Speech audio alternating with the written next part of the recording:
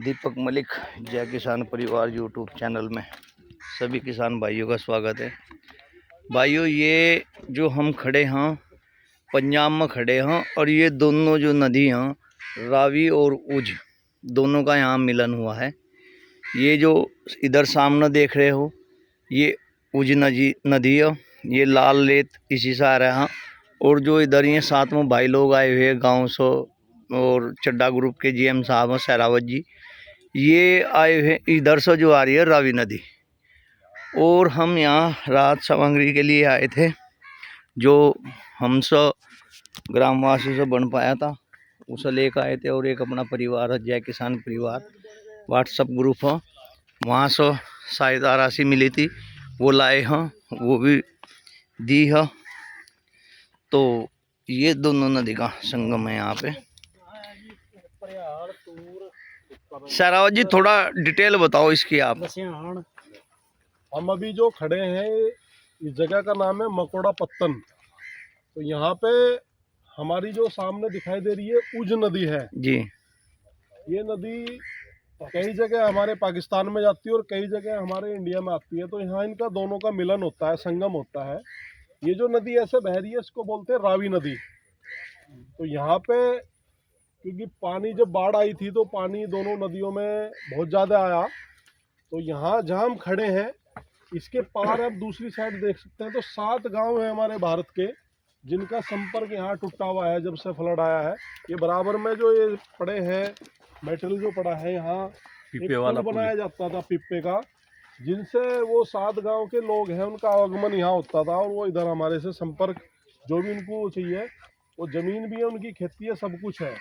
तो फिलहाल जो उनको मदद पहुँचाने के लिए यहाँ से जो बीएसएफ की टीम है, यहाँ भी पानी कम हुआ है तो अभी पहले बीएसएफ ने नाव लगा रखी थी तो उनको नाव की मदद द्वारा यहाँ से व्यवस्था करके और उनको मदद पहुँचाई जा रही थी। यहाँ पे नुकसान की अगर बात करते हैं तो पानी जब आया था तो लगभग आप देख सकते हैं पेड़ों पे निशान बने होंगे, लगभग 12-13 फीट पानी खड़ा चला है। और जितना भी आप दूर तक जाएंगे जंगल सामने भी और नदी में है, लगभग हजारों एकड़ चाहे उसमें धान था या गन्ना था वो सारा खत्म हुआ। अब लगभग 2.5 महीने से जब पानी कम हुआ तो यहाँ पर राहत कार्य चल रहा है। बहुत सारी ज़मीनें जो दिखाई दे रही हैं सामने वो दब गई हैं, ज़मीन नदी में चली गई हैं। और ये जो एक सामने बिल्डिंग चमक रही है आप लोगों को इधर दिखाई दे दीजिए, दिखाइए। यहाँ पे एक प्री वेडिंग रिसोर्ट एक बंदे ने बनाया क्योंकि नदी का जो यहाँ बहाव था वो लगभग यहाँ से आधा किलोमीटर दूर था। तो ये बिल्डिंग यहाँ पे एक बनाई थी कि जो लोग आते थे शादी ब्याह में फ़ोटो शूट करने के लिए। आज इसका अगर अभी आप जाके देखेंगे इसका मात्र 10% हिस्सा बचा है, 90% वो नदी में समा गया। तो उसके मालिक से एक दिन बात हुई थी, उसने बताया था 5 करोड़ की लागत से बना था।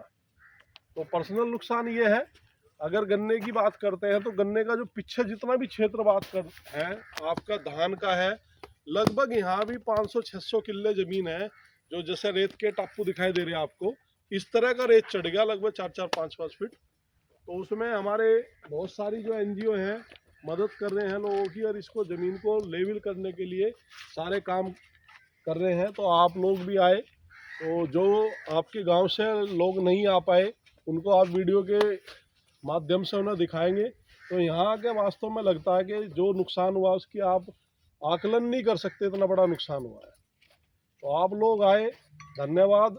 क्योंकि यहाँ तक पहुँचने के लिए आदमी को बहुत हिम्मत जुटानी पड़ती है, रास्ते ख़राब हैं, यहाँ का पता नहीं पहुँच पाता आदमी के पास में। अभी क्योंकि वे सामने भी गांव है तो 7 गांव को अभी यहाँ से जोड़ने के लिए अभी ये दोबारा से जैसे पानी कम हुआ तो यहाँ पे सरकार के द्वारा ये पुल बनाने का काम शुरू होगा। और उनकी सुचारू व्यवस्था आप देख रहे हो, पुल का निशान था, वहाँ पे पुल था सामने। तो दोबारा से जैसे पानी कम होगा तो ये पुल बनाने का यानी कि अगले 15 दिन बाद काम शुरू हो जाएगा। ठीक है जी, धन्यवाद।